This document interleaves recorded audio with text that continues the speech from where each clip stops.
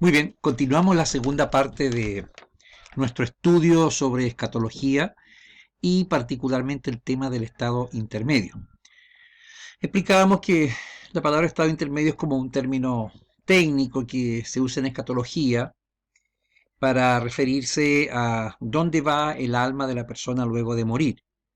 Y decíamos que intermedio es porque no es su estado definitivo, y el estado definitivo será cuando entre ya la gloria después de la resurrección.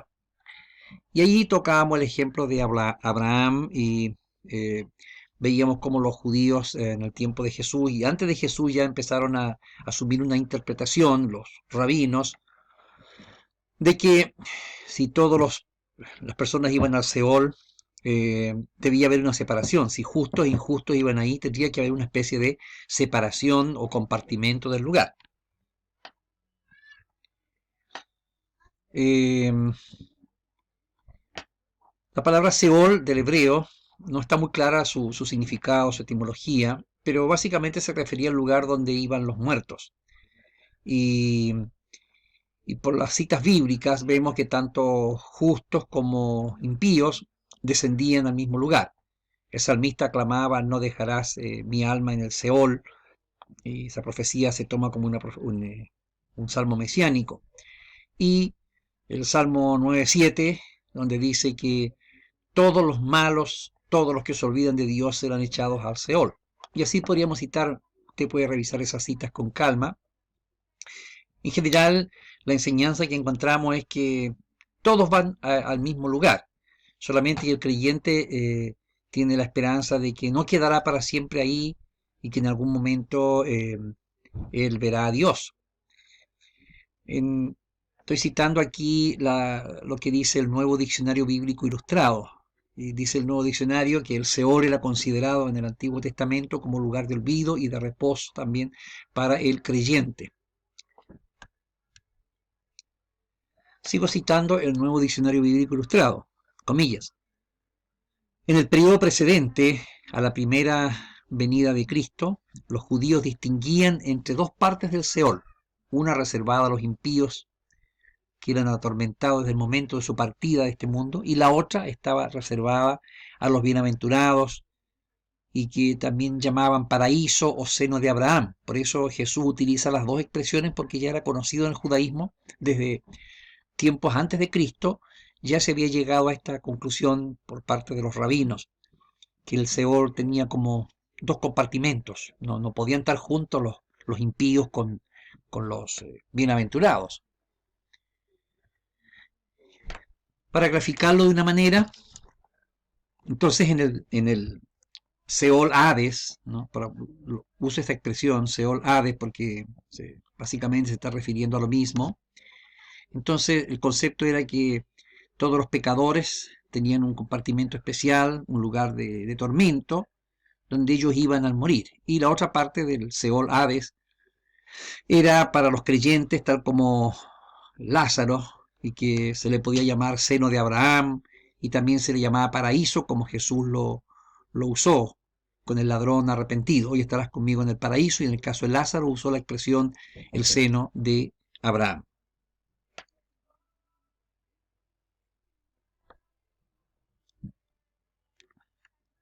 Ahora, no todos los comentaristas bíblicos, esto hay que decirlo, no todos los comentaristas evangélicos están de acuerdo con que exista un lugar intermedio, ¿no?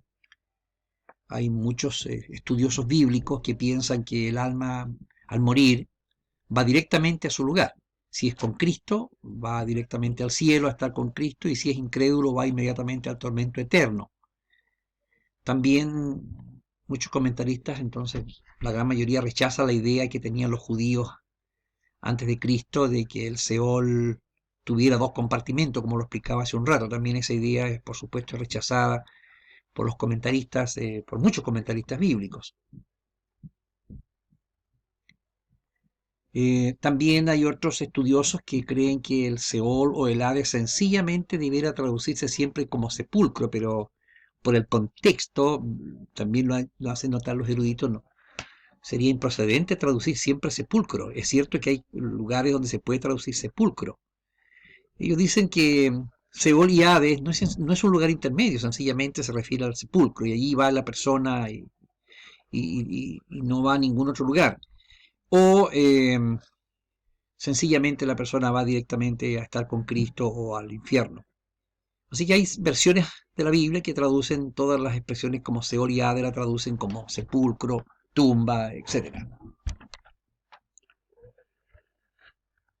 Ilustremos lo que estoy diciendo con un gran teólogo, un gran profesor de teología del siglo XX, como fue el profesor Luis Berkhoff. Él comparte parte de esto que estoy diciendo. Cito textualmente de su obra Teología Sistemática.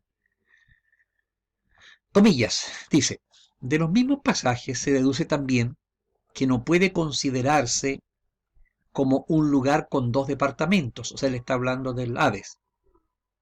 El mismo Antiguo Testamento da testimonio de que los que mueren en el Señor entran a un más pleno goce de las bendiciones de la salvación y por tanto no descienden a ningún bajo mundo en el sentido literal de la palabra. Hay también, dice, varios pasajes en los que Seol y Hades parece que designan la tumba.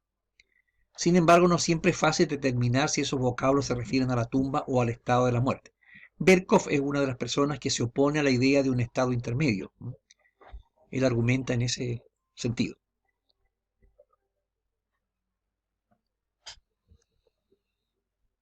Eh, Hay que precisar que es verdad, como dicen algunos críticos, que en la Biblia la expresión estado intermedio no aparece. En todo caso, nosotros la utilizamos para aclarar nada más, para usar un vocablo técnico en escatología. Y sí, es verdad, no, la palabra no aparece, pero sí la idea de que el alma va a estar en un lugar separado, en impíos y creyentes. Y eso es lo que queremos enfatizar, que el alma no se va a su lugar definitivo como piensan algunos comentaristas bíblicos. Es mi convicción de que esto, el lugar definitivo, vale decir la tierra nueva, donde vivirán los creyentes con Cristo, o el lago de fuego, son lugares a donde se va después del juicio final, no antes. Por eso es que hablamos de un lugar intermedio, porque el alma no va a llegar a su estado definitivo hasta cuando ocurra el juicio. Ahí habla Apocalipsis 20 que unos son lanzados al lago de fuego y otros comparten las glorias de la tierra nueva que ve también el apóstol Juan.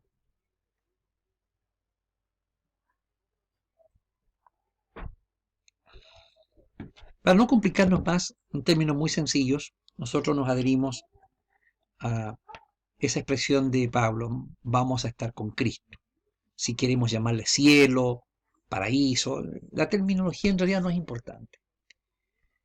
En el mundo evangélico, los comentaristas bíblicos creen que Cristo, después de morir en la cruz, él desciende a las partes más bajas de la tierra, lo dice el apóstol Pedro. Dice que él en espíritu fue a predicar a los espíritus encarcelados y había descendido a las partes más bajas de la tierra. Eso lo dice la Biblia. Bueno, se piensa por los comentaristas bíblicos de que él fue al Seol Hades, es decir, la región donde estaban los muertos. Y allí él fue a predicar. Y lo que se piensa es que él, al salir triunfante, al ascender, llevó con él al mismo cielo, a la diestra de Dios, a los creyentes que habían muerto, a los piadosos del Antiguo Testamento. Y de ahí ya entonces ningún creyente más, ni del Antiguo ni del Nuevo, está en el Hades. Efesios 4, 8, 9 dice que subiendo a lo alto llevó cautiva la cautividad. Entonces, tomando ese texto bíblico, se piensa que el Señor lo que hace entonces es llevar a los creyentes y desde entonces, desde ese momento en adelante, todos los creyentes, los piadosos que mueren en Cristo, no van al Hades, sino que van a estar directamente con el Señor. Podemos decirle en el cielo, en la gloria, como queramos usar la expresión, pero van a estar directamente con el Señor. Por eso el apóstol Pablo escribe y dice, así que vivimos confiados siempre, sabiendo que mientras estamos en el cuerpo estamos ausentes del Señor, pero quisiéramos estar ausentes del cuerpo y presentes al Señor. Lo mismo que dice en Filipenses 1:23, más deseable para él era ausentarse del cuerpo y presentarse delante del Señor. R.C. Sproul, un teólogo del siglo XX, y todavía, él dice, el estado del creyente después de la muerte es diferente y mejor al que experimentamos en esta vida.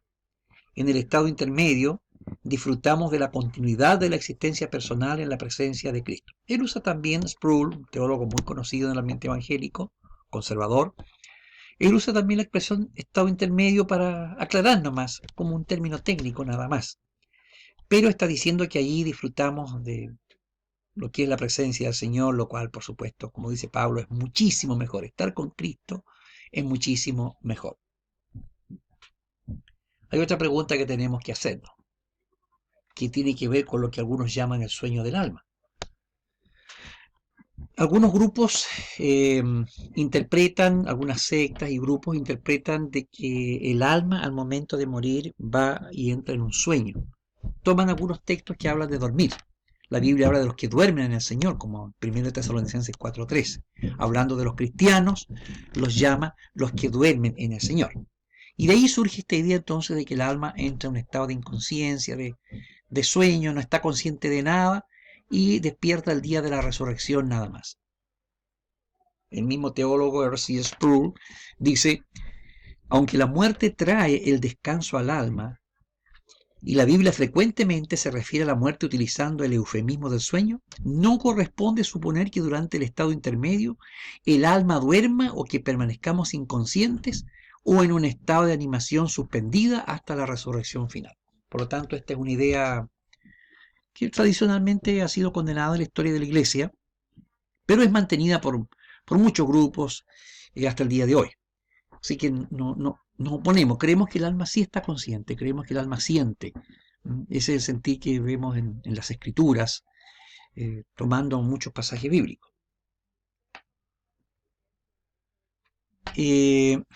¿Por qué se utiliza la palabra sueño? Como decía Sproul, es un eufemismo, es una expresión figurada, porque el sueño nos da la idea de reposo, de descanso. William Evans, también un teólogo del siglo XIX, dice que textualmente dice, en la palabra sueño se encierran tres ideas. Uno, una existencia continuada, porque aunque el cuerpo está inactivo, el alma sigue viva, sigue activa. Dos, la idea del reposo, porque perdemos contacto, las preocupaciones con las cosas del mundo y descansamos. Y también la idea de un despertamiento, porque después que dormimos siempre se despierta. Estas tres ideas confluyen para que usemos la palabra sueño en un sentido figurado, porque realmente no nos aniquilamos, sino que seguimos existiendo, seguimos sintiendo y finalmente despertaremos en el día de la resurrección. Pero no es que el alma esté durmiendo, repito, es un eufemismo, como dice Sproul, o bien es una figura que implica estas tres ideas.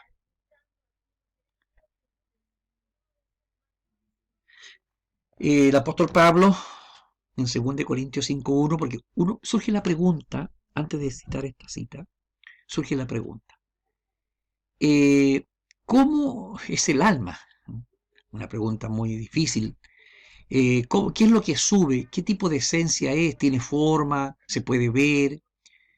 Y hay muchas ideas acerca de lo que puede ser el alma. Algunos incluso han pesado y dicen el alma pesa tantos gramos porque han pesado un cadáver y lo comparan con el peso que tenía el minuto antes de fallecer y luego que se muere. Pero sabemos que esas cosas no nos proporcionan buena información. Y él dice que si nuestra morada terrestre se deshace, tenemos de parte de Dios un edificio, una casa no hecha de mano eterna en los cielos.